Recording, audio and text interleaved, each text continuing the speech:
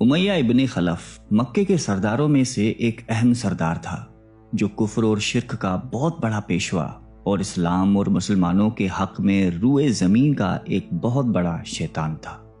ایک دن اس کو پتا چلا کہ اس کے کسی غلام نے بتوں کو پوجنے سے انکار کر کے کسی اور کو معبود بنا رکھا ہے۔ اس نے غلام کو فوراً بلا کر یہ پوچھا کہ میں نے سنا ہے کہ تم نے کوئی اور معبود بنا لیا ہے، سچ سچ بتاؤ کہ تم کس کی عبادت کرتے ہو؟ غلام نے کہا کہ محمد صلی اللہ علیہ وآلہ وسلم کے خدا کی۔ امیہ غصے سے لال پیلا ہو گیا اور کہنے لگا کہ محمد کی خدا کی پرستش کرنے کا یہ مطلب ہوا کہ تم ہمارے مقدس بتوں کے دشمن بن گئے ہو۔ سیدھی طرح راہ پہ آ جاؤ ورنہ ذلت کے ساتھ مارے جاؤ گے۔ میں یہ ہرگز برداشت نہیں کر سکتا ہوں کہ تم بتوں کی پوجا کرنے والے کے غلام رہ کر محمد کے خدا کی پرستش کرو۔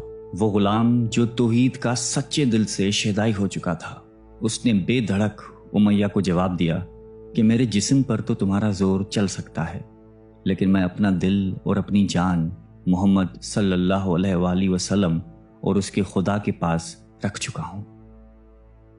اب اللہ کی عبادت ہی میری زندگی کا مقصد ہے اور تمہارے خود سے بنائے ہوئے بتوں کو پوجنا میرے بس کی بات نہیں ہے۔ یہ جواب سن کر امیہ بن خلف غیظ و غضب سے دیوانہ ہو گیا۔ ایک غلام نے اسے بے دھڑک جواب دے دیا تھا۔ اس نے کڑک کر کہا کہ اچھا تو پھر اپنی بے دینی کا مزہ چکھ، دیکھوں گا میں کہ محمد اور اس کا خدا تجھے کیسے بچاتے ہیں۔ امیہ کے تشدد شروع ہو گئے۔ مکہ کی زمین گرمی کے سبب بڑی مشہور تھی۔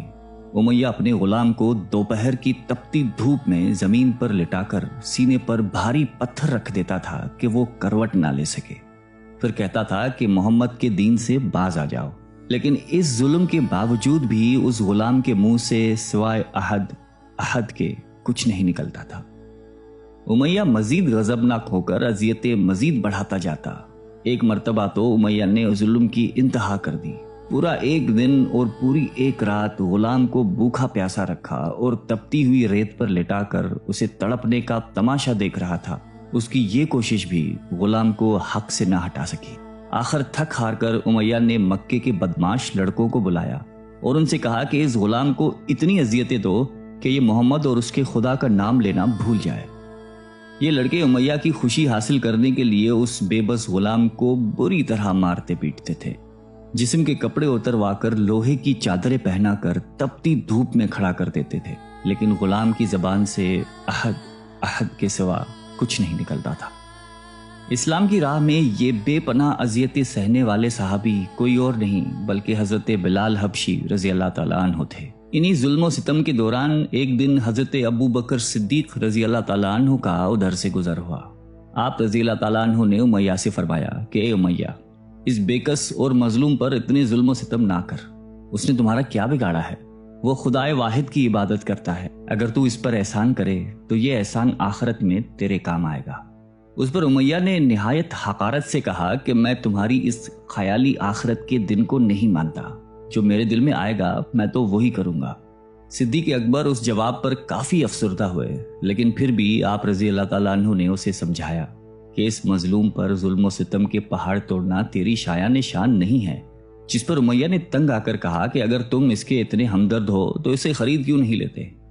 حضرت ابو بکر صدیق جھٹ تیار ہو گئے اور فرمایا کہ بولو کیا دام لوگے؟ امیہ نے کہا کہ تمہارے پاس ایک غلام ہے جس کا نام فسطاط رومی ہے، وہ مجھے دے دے اور اس کو لے جا۔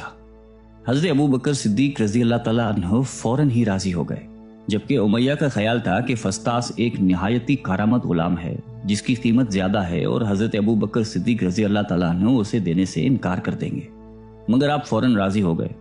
تو امیہ کو سخت مایوسی ہوئی اور اس نے ساتھ ہی 40 اوقیہ چاندی کی فرمائش کی۔ اسے بھی حضرت ابو بکر صدیق رضی اللہ تعالیٰ عنہ نے بخوشی ادا کر دیا۔ حضرت بلال رضی اللہ تعالیٰ عنہ کو ساتھ لے کر دربار رسالت میں حاضر ہوئے اور سارا ماجرا کہہ سنایا۔ آپ صلاۃ السلام نہایت ہی خوش ہوئے اور فرمایا کہ ابو بکر، اس کار خیر میں مجھے بھی شریک کر لو۔ صدیق اکبر رضی اللہ تعالیٰ عنہ نے فرمایا کہ یا رسول اللہ، میں اسے خدا کی راہ میں آزاد کر چکا ہوں۔ یہ سن کر زبان رسالت سے صدیق اکبر رضی اللہ تعالیٰ عنہ کے لیے کلمہ رحمت جاری ہو گئے۔ حضرت بلال رضی اللہ تعالیٰ عنہ نے اس غلامی میں 28 سال گزار دیے، لیکن آپ چونکہ نہایتی نیک اور پاکیزہ طبیعت کے تھے لہذا جب حضرت صلی اللہ علیہ وآلہ وسلم نے دعوت توحید دی تو آپ نے فوراً اسے قبول کر لیا، اور یوں آپ سابقون الاولون کے مقدس جماعت میں شامل ہو گئے۔ رہائی پانے کے بعد حضرت بلال ہمیشہ آپ صلی اللہ علیہ وآلہ وسلم کی خدمت میں حاضر رہتے تھے اور دل و جان سے نبی پاک صلی اللہ علیہ وآلہ وسلم کی خدمت بجا لاتے۔ آپ صلی اللہ علیہ وسلم حضرت بلال کو کسی بھی چیز کا حکم دیتے تو آپ اپنی جان بھی لڑا دیتے۔ غزوہ بدر سے لے کر غزوہ تبوک تک تمام غزوات میں شامل رہے، لیکن حضرت بلال کی اسلام کے لیے سب سے بڑی خدمت اور ان کے لیے سب سے بڑی سعادت اسلام کا سب سے پہلا مؤذن ہونا ہے۔ ہجرت کے بعد جب مسجد نبوی صلی اللہ علیہ وآلہ وسلم تعمیر ہوئی تو آپ صلی اللہ علیہ وسلم نے آپ کو اذان دینے کا ذمہ سونپا۔ آپ کی آواز نہایتی دل نشیں تھی اور اس میں ایک ایسی تاثیر تھی کہ اذان کی آواز سن کر لوگ سب کام چھوڑ چھاڑ کر مسجد کی طرف دوڑتے۔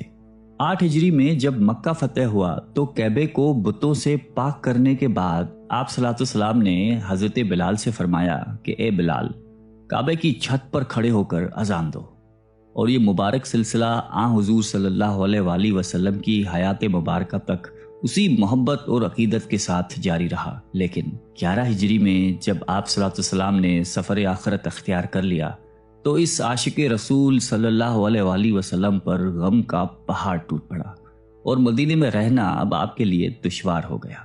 آپ کو ہر وقت پیارے نبی صلی اللہ علیہ وآلہ وسلم کی یاد ستاتی رہتی تھی۔